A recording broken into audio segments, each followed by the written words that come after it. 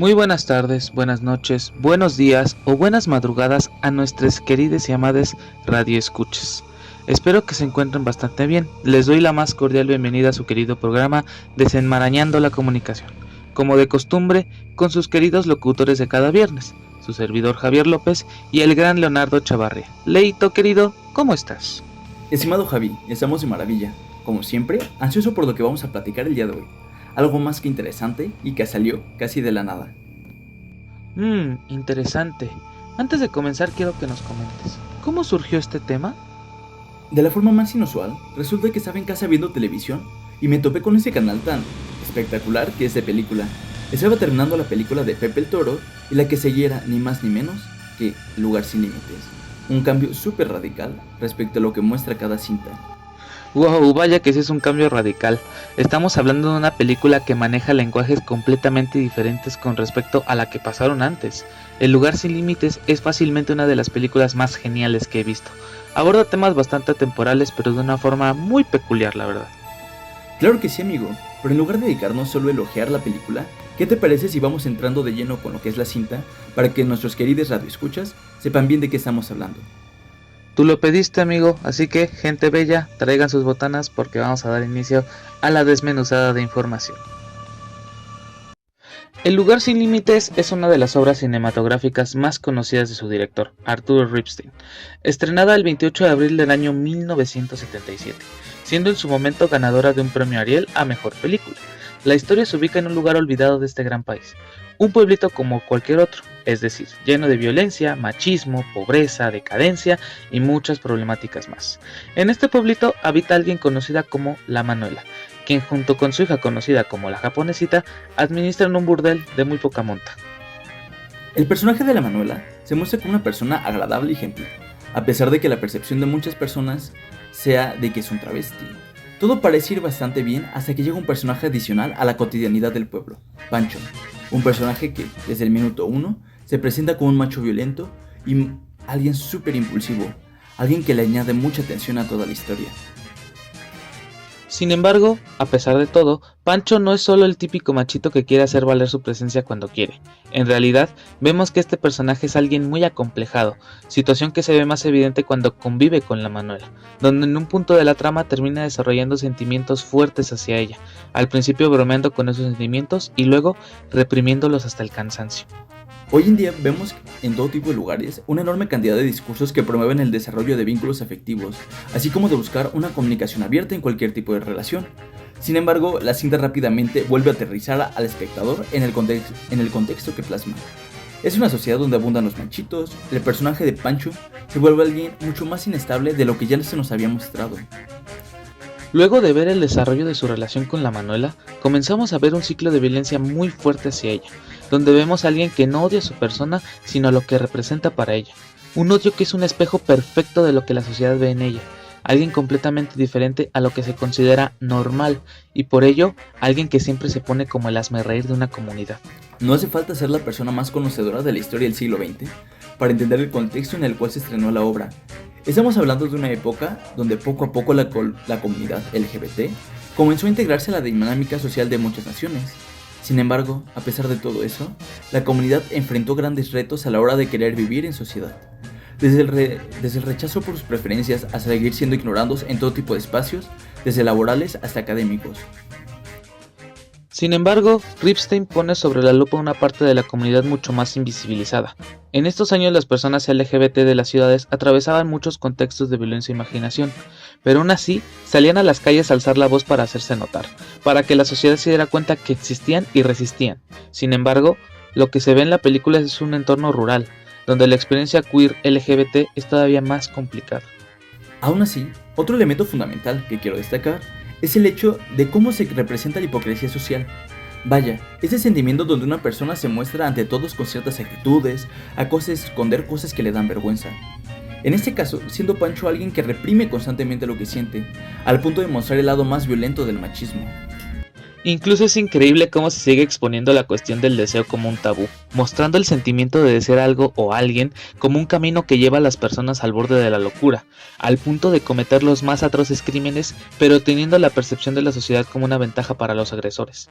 Más adelante ahondaremos mucho mejor respecto a cómo se manifiesta todo tipo de lenguajes violentos, pero todo esto tiene un camino en concreto. Justamente vemos no solo la violencia hacia la comunidad LGBT, también todo tipo de violencia patriarcal, esa que vulnera a quienes no pueden alzar la voz. En fin, una obra muy compleja que permite conocer otro escenario, donde la violencia, la carencia y el abandono alcanzan otro tipo de límites.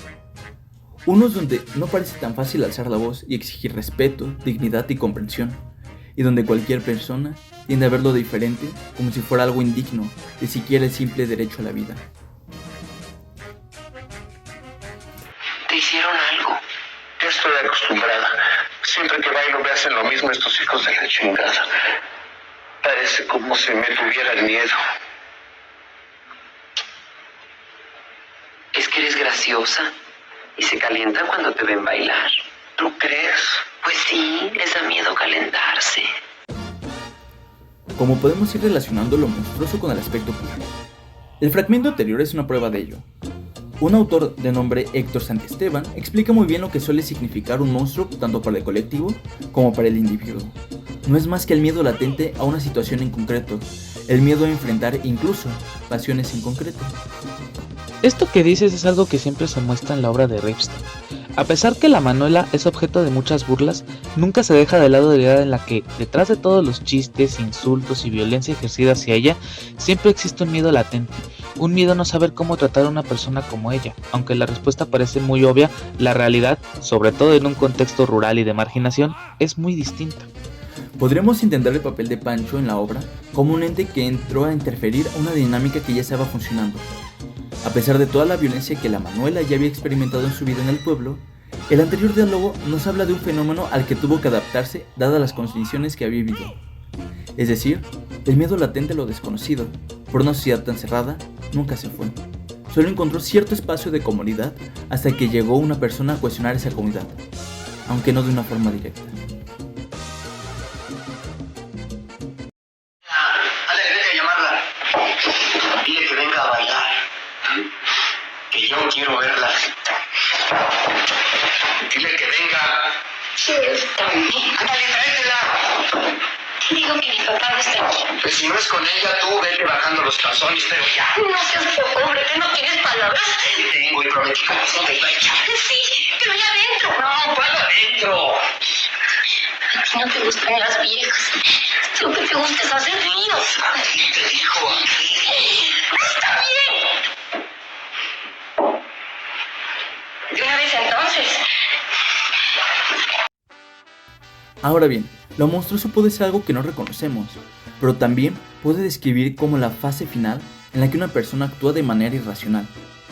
Pancho, desde que aparece en la pantalla, no deja de ser ese personaje que siempre busca salirse con la suya, sin importar quién, sin importar si su voluntad se tiene que imponer a la de otra persona, pues él es un varón y es su derecho. En esta escena en particular, Pancho no solo busca dominar a la japonesita, también usar la violencia sexual como un ritual para reafirmar su masculinidad. Aquí el monstruo no es la brutalidad de Pancho, que se alimenta de un sistema patriarcal que premia la crueldad como un símbolo de virilidad, o como la fase final en la que un hombre demuestra que es eso, un verdadero hombre. Exacto, y lo perturbador es como Ripstein retrata esta violencia no como un acto aislado, sino como parte de un engranaje social. Pancho necesita humillar a alguien más vulnerable para sentirse poderoso, porque él mismo está atrapado en una cadena de opresión. Su padre, don Alejo, lo desprecia por no ser suficientemente hombre. Justo ahí está la monstruosidad sistémica. Pancho reproduce la violencia que sufrió, pero en lugar de romper el ciclo lo intensifica, y frente a eso, Manuel irónicamente se convierte en un espejo incómodo. Mientras Pancho destruye, ella sobrevive con astucia bailando en el cabaret usando su cuerpo como un escudo y como un arma. Claro, porque Manuela, aunque marginada, no se reduce a víctima. Su vulnerabilidad es una resistencia disfrazada. En cambio, Pancho, con su machismo tóxico, encarna la verdadera deformidad moral. Ripstein nos hace preguntarnos, ¿quién merece realmente el título de monstruo aquí? ¿El que desafía las normas de género con dignidad o el que las defiende con puños y abusos? Y eso nos lleva al corazón del asunto. La película desmonta la idea de que la disidencia sexual es monstruosa. Incluso autores como Robert McCrory lo explican de una forma interesante. En realidad, la monstruosidad es la máscara que usa el patriarcado para ocultar su propia podedumbre. Pancho no es un villano tradicional, es el producto y cómplice de un sistema que convierte la violencia en normalidad. Así es, Javi. Y por eso esta escena con la japonesita no es solo un acto de crueldad individual, sino un síntoma de cómo el patriarcado devora a todos, a las mujeres, a los cuerpos queer, e incluso a los hombres que no logran cumplir sus estándares imposibles. Pero hay algo más que podemos decir. Creo saber a qué te refieres. El monstruo como algo que no conocemos y como la fase final en la que se implementa un ejercicio de poder sobre alguien más vulnerable. Algo que, en conjunto, provoca una situación sin retorno. ¿No se maricón usted también? No te hagas. Te vi que lo estabas besuqueando. ¿Cómo crees, cuñado? ¿Cómo me voy a dejar besar por este pinche puto? ¿Está loco, cuñado? ¿Cómo crees que me voy a dejar hacer eso? A ver tú, ¿tampoco me besas? Ya estuvo, bueno, Pancho. Vente, échate otro trago. Tú, puto, contéstame. Una pregunta. Una cosa es andar de farra y otra que me vengas a besar la cara. Cuando quiera. Este diálogo da un parteaguas para el final de la cinta. Después de esto, Pancho y Octavio cometen el más atroz crimen que puede realizar una persona. Pero aún así, aun con todo el episodio de tensión que se vivió previo a la salida de la Manuela, Pancho y Octavio, la gente alrededor parece no sentir pena ni culpa por lo que viven, o por lo que pudo haber pasado. Es inquietante pensar que después de esto, aún viendo dos hombres el cómo dejaron a la Manuela, simplemente se limitaron a decir, yo no me ensucio las manos, como si la vida de esa persona no valiera la pena, ni siquiera para vengarla. Evidentemente un efecto de esta sociedad consumida por la violencia y la desigualdad, donde alguien puede salirse con la suya sin sufrir consecuencias, más allá de ser vetado o odiado por una pequeña comunidad. El espectro de lo monstruoso rebasa muchas veces la cordura y la razón de las personas. Por más diferente que nos parezca una persona o por mucho que provoque sensaciones que, bajo nuestra perspectiva, no debería provocarnos, no debemos sentirnos con el derecho de agredir a alguien. Queremos hacer una fuerte invitación a deconstruir la idea de que la violencia es algo que debe seguir siendo normalizado. Y justo para entender por qué esa normalización es tan peligrosa, necesitamos hablar de la antropóloga Rita Segato y su teoría sobre pedagogía de la crueldad. Segato nos recuerda que la violencia no es un instinto natural, sino un comportamiento aprendido. Es un lenguaje que se enseña y se reproduce socialmente, como vemos en Pancho. Él no nació odiando a Manuela, aprendió que para ser un hombre verdadero en ese pueblo, debía ejercer crueldad sobre lo queer, sobre lo femenino, sobre lo diferente. Exacto, Leito. Segato diría que Pancho es un producto de un sistema pedagógico perverso. El patriarcado le enseñó que su masculinidad dependía de negar sus deseos y castigar a quien los encarnaba. Cada golpe, cada insulto a Manuela era una lección para el pueblo.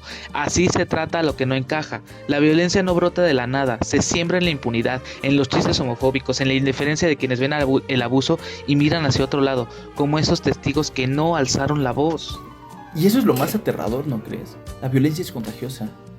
Pancho aprendió de figuras como Don Alejo, su cuñado, o de la cultura machista que lo rodeaba, y luego la replicó con más saña. Ripstein lo muestra con crudeza, cuando el sistema premia la crueldad, como símbolo de poder, la violencia se vuelve un ritual obligatorio.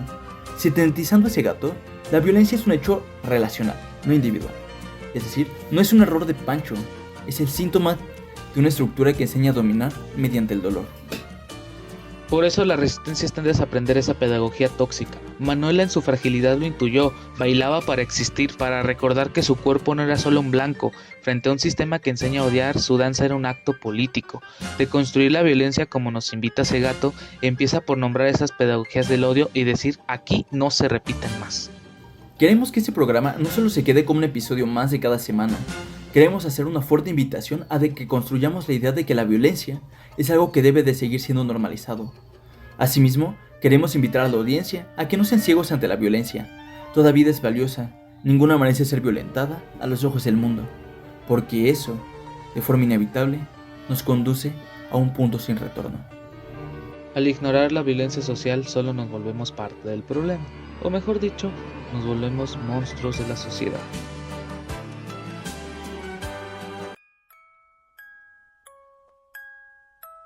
Vaya programa el que tuvimos el día de hoy. Como siempre, mi Javi, un gustazo trabajar contigo cada semana. Espero que esta edición les haya encantado muchísimo. Nos veremos próximamente. Hasta la siguiente semana y recuerden siempre abrir su mente y dejar entrar la información a su subconsciente.